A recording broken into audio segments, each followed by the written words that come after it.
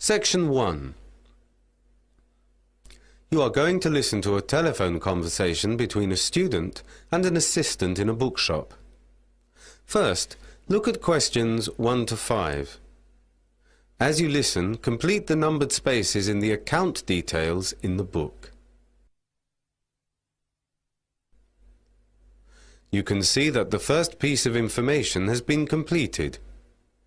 The part of the conversation relating to this example will now be played for you.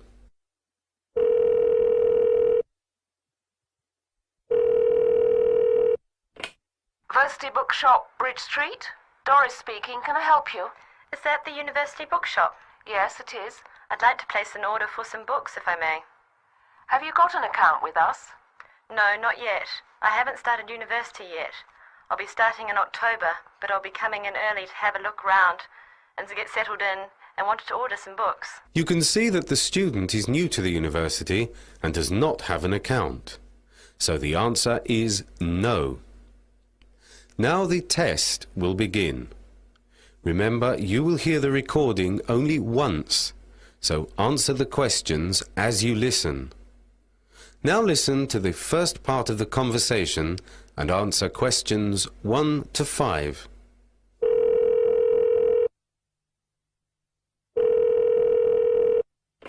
University Bookshop, Bridge Street. Doris speaking. Can I help you? Is that the University Bookshop? Yes, it is. I'd like to place an order for some books, if I may. Have you got an account with us? No, not yet. I haven't started university yet. I'll be starting in October, but I'll be coming in early to have a look round and to get settled in and wanted to order some books. Right, I see. Would you like to open an account? I don't know. Well, you get a student discount on all book purchases. Oh, how much is that then? 15% for first-year students. 15%? That sounds all right. You just have to make sure that you settle your account at the end of each month. Okay, well, I might as well open one then. I just need to take down some details. Do you want the account to be at your term time address or your home address? They're the same. Right. First of all, can I have your name? Nazreen Kerrigan. Is that K-I... No, I will have to spell it for you. It's K, E for everyone, double R, I, G for go, A, and N for nobody. A, N for nobody. Kerrigan. Yes, that's it. And your address? It's 127A, Adelaide Mansion. Hold on. 117A, No, 127A. Okay, right. And Adelaide, that's A, D, E for everyone, L, A, I, D, and E for everyone. Yes, that's it. Then Mansions. Mansions, right. Compton Street. Right. London. London. And the postcode? SE19. SE19. 7FT. 7 Yes, 7F for Freddie and T for Tommy. FT, right. So let me just check that. 127A, Adelaide Mansions, Compton Street, London, SE19, 7FT. That's correct. And are you on the telephone? Yes, it's 0181 797 4882. 797 4882. 4882. Yes, that's it. Before the shop assistant and the customer continue their telephone conversation, look at questions 6 to 10.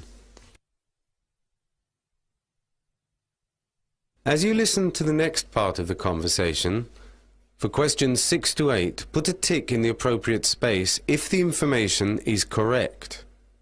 If the information in the book is wrong, write down the correct information. You can see that there is an example in the book. For questions 9 and 10, there are 4 alternatives, A, B, C, and D. Decide which alternative is the most suitable answer and circle the appropriate letter. Right. that's that out of the way. And which books would you like to order? Well, I just want 4 books to start off with. Mm. Have you got Physics in the Age of Technology by Adriana Stern? Physics in the Age of... It's out of stock, I'm afraid. Oh, okay. Would you like me to order it for you? No. What about, Mathematics in Physics by Professor I. Lovett? Experimental... Just wait. Mathematics in Physics by Professor I. Lovett. Let's just check that. Right, here we are. Yes, we've got it in stock. It's £27.95. £27.95 with a discount. I'm afraid, yes. The next one? Experimental Physics by Simon Blair and Violet Boyd. Experimental Physics by Simon Blair and Violet Boyd. Okay, let's see. That's £29.50. Okay. And Physics for the First Year Student by A. Lasker.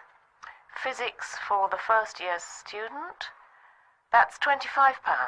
Okay. I'll stick with these 3 for the moment. Right. Would you like to have the books posted to you? No, it's okay. I'll come in one day this week and pick them up. Right. When you come in, can you bring 2 forms of identification? Okay, like what? A credit card, a driving license, a check card, and... Oh, okay. And your letter confirming admission to the university. Yeah, okay. What time do you close? We're open until 6 p.m. every day except Thursday, when we close at 7:30. And you're on which floor? The physics department is in the basement. The books will be kept here, and as you're paying by account, we'll post the bill to you. Thanks. Bye. Bye-bye. That is the end of section 1. You now have half a minute to check your answers.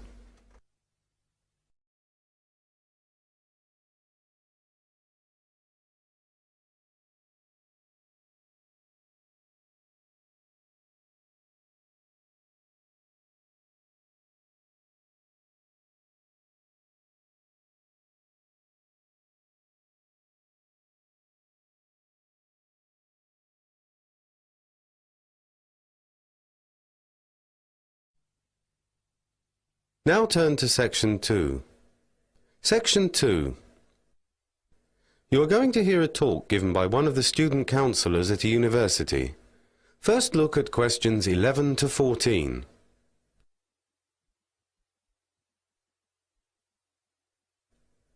For these questions, there are 4 alternatives, A, B, C and D. Decide which alternative is the most suitable answer about what you hear and circle the appropriate letter. Good morning. My name is Dave Eastman and I'm one of the 5 student counsellors in the university. And I'm here today to introduce myself to you briefly and to say just a few words about the Student Welfare Service.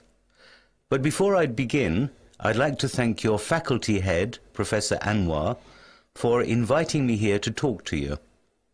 At the end, I'll throw questions open to the floor. The service we offer is available on all 6 sites of the university campus. The 3 main sites have a counsellor available weekdays Monday to Thursday between 9:30 a.m. and 4 p.m. On this site, the office is situated in the Queen's Building on the 1st floor. I understand that all of you are based on this site, so I won't go into details about the others. Before the talk continues, look at questions 15 to 20. As you listen to the next part of the talk, complete the notes made by one of the students present.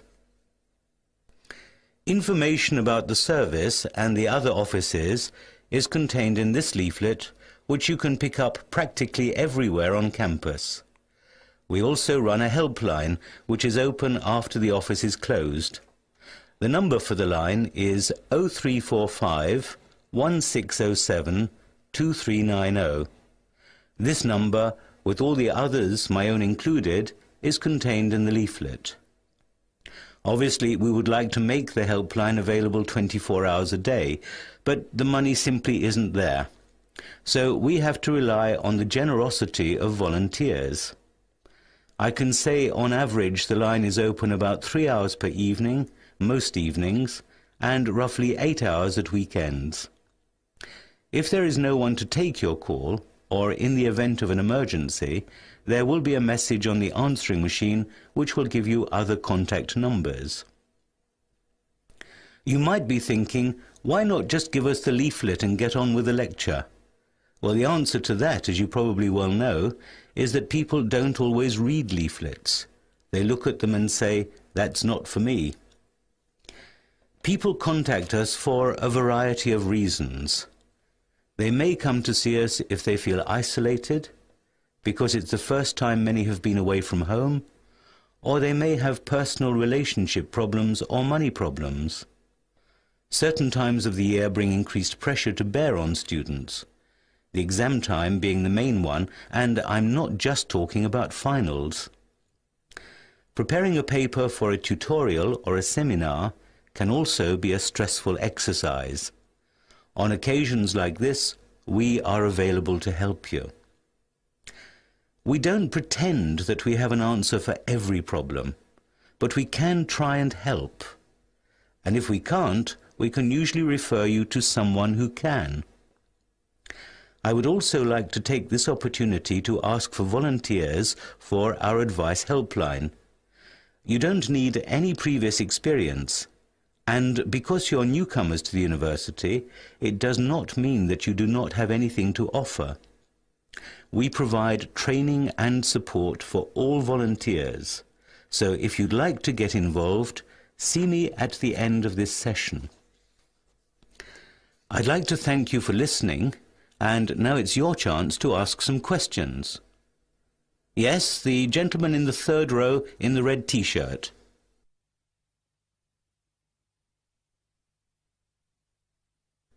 That is the end of section 2. You now have half a minute to check your answers.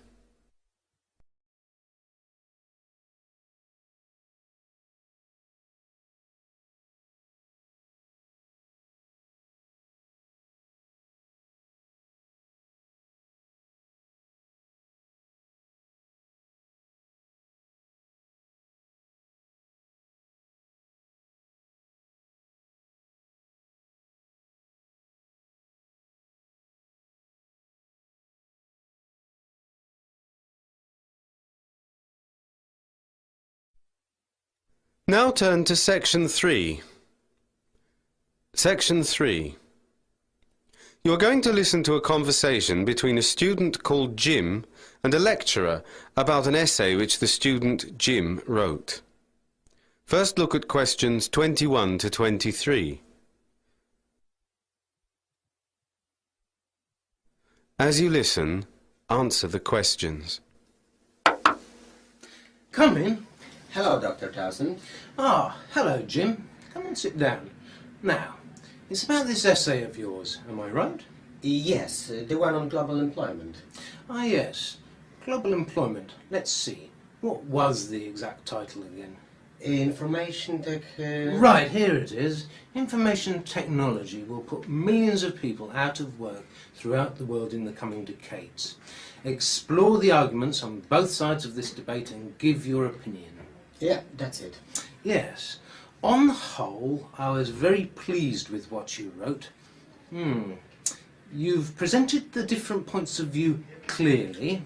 Thank you. Did you give the sources for your statistics? Yes, Yes, I see. The World Bank and the OECD. Where did you get the figures from? on the internet. Right, I see. Okay, well, let's have a closer look. Okay. Now, near the beginning, you draw a parallel between present-day fears about machines replacing people Yeah. and the 19th century Luddites. It's an appropriate parallel, but don't you think it might be better to explain who the Luddites were? Well, I did think about it, but Yes? I thought it might be a little bit simplistic. Well, yes, maybe. but a short sentence might help just to show the connection between then and now. Before the conversation continues, look at questions 24 to 27. In his essay, Jim mentioned 3 reasons for people's fears and 2 reasons why people's fears are unjustified. For questions 24 to 27, there are 2 alternatives, A and B. Decide which alternative is the most suitable answer and circle the appropriate letter. In the book, you can see that there is an example. Good. Let's move on then. Right. So, in the first paragraph, you describe 3 reasons for people's fears. IT is more pervasive in its impact than the effect of steam power or electricity, affecting service industries as well as traditional manufacturing. Second, IT is being introduced faster than earlier new technologies. And thirdly, that it makes it possible for jobs to be easily moved from one place to another. Could you have described any other reservations? Well, I suppose I could have said that the richer industrial economies fear the easy transfer of their jobs to poorer and therefore cheaper economies, but I felt it was too restricted a fear. You could also blame the media for their coverage of large job losses at big firms without publicizing small business creation. I see. Fair enough. So then you continue with 2 paragraphs saying why people need not be afraid. I see you start with the historic evidence that over the past 200 years of huge technological advance, employment and real incomes in rich industrial countries have risen fairly continuously. Yes. And you illustrate it by an OECD chart. Then you state that although jobs are destroyed by new technology, new ones are constantly being created which offset the losses. I liked your example here that as blacksmiths and coachmen disappeared, mechanics, drivers and car salesmen took their place. Before the discussion continues, look at questions 28 to 30. For questions 28 to 30, there are 4 alternatives, A, B, C and D. Decide which alternative is the most suitable answer and circle the appropriate letter. Now, where were we? We were... Yes, you said that although new technology may reduce the amount of labour necessary to produce a given volume of output, this doesn't necessarily reduce overall unemployment. employment. Employment. Because technology can boost output and create new demand and new products. Yes. Perhaps you could have given some examples here of products which didn't exist 20 years ago. You mean things like VCRs, personal stereos, soft contact lenses? Yes, I suppose I should have done. And of course computers themselves, both personal and industrial. Good. So let's have a look at your conclusion.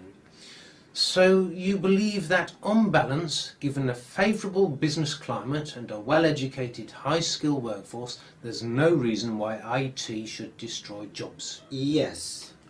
You haven't explained what you mean by a favourable business climate.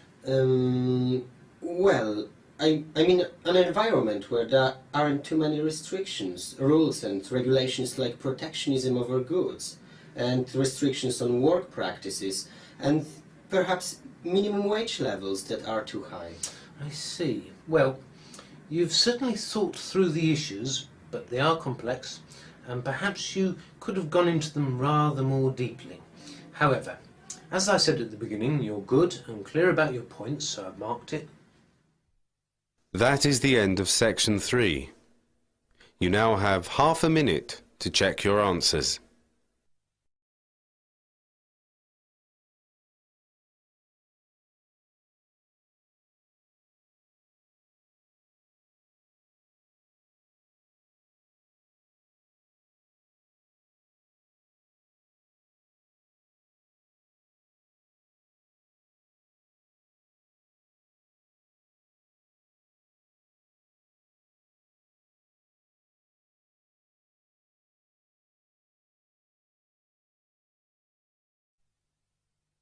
Now turn to Section 4.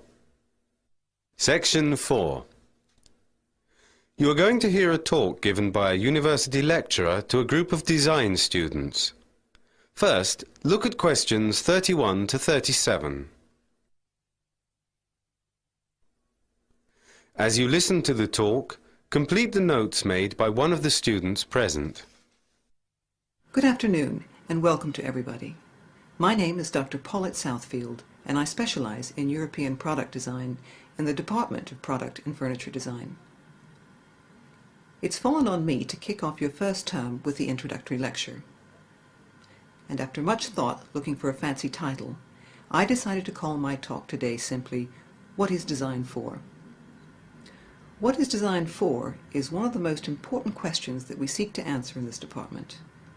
After all, an electric kettle is no more than a vessel with a heating element, a chair no more than a seat and back with enough legs for support, and a motor car no more than a box with seats, 4 wheels and an engine. But we all know that a kettle can pour badly and be awkward to handle, a chair uncomfortable and ugly to look at, and a car unreliable and unattractive. The answer to my question is, of course, implicit in these examples. Good design makes for efficient products, like an efficient kettle, may be cordless and manageable by arthritic or elderly hands. A well-designed chair is comfortable and an inviting asset to our living rooms. And a carefully designed car combines maximum safety, comfort, and elegance. The conclusion we can draw from this is that the role of design, to paraphrase Terence Conran, is to ensure that things do the job they were intended to do, that they are well made and efficient, and that they're pleasing to use and to look at. There are, however, other reasons for the importance of design. Advertising and the media fuel the acquisitive nature of consumerism, but together with greater choice, they encourage a more discerning approach from the public who can compare the qualities of one product with those of another. The aesthetic appeal of a bold new table lamp can be weighed against the charms of a dozen others, while the choice of a new personal stereo may involve its stylish appearance as much as its efficient function. Before the speaker continues the talk, look at questions 38 to 41. For these questions, there are 4 alternatives, A, B, C, and D. Decide which alternative is the most suitable answer and circle the appropriate letter. And yet there is another reason for the enhanced role of the designer in today's world of rapidly advancing technology. As the life cycle of every product grows ever shorter, the designer has to be working on an updated model as soon as the latest one is off the drawing board. Nowhere is this more evident than in the design of motor cars. The same technological advance has also made a huge impact in the field of medicine. And here the designer is involved in the development of new equipment, from the endoscope, the increasingly sophisticated dentist chair, and the robotic hospital porter, to the artificial hip replacement and other prostheses. Finally, we should not forget the role of design in the marketing wars. As manufacturers battle to enhance the desirability of their products over those of their competitors, the talents, imagination, and training of their designers are paramount. A proper appreciation of this factor can even be significant for national economies and their export markets. I'd like to end, though, with a few words on the relationship between good design and that elusive factor, quality of life. If we start by agreeing that living is more than just existing, we must admit that living with everyday things that are aesthetically pleasing, as well as effective, enhances that quality. Most of us react against things which are coarse, feeble, or pretentious, but are drawn towards things which embody efficiency, imagination, and style. In the words of French designer Roger Talon, design is first and foremost an attitude. Now, if anyone would like to ask any questions or raise any further points? That is the end of section 4. You now have half a minute to check your answers.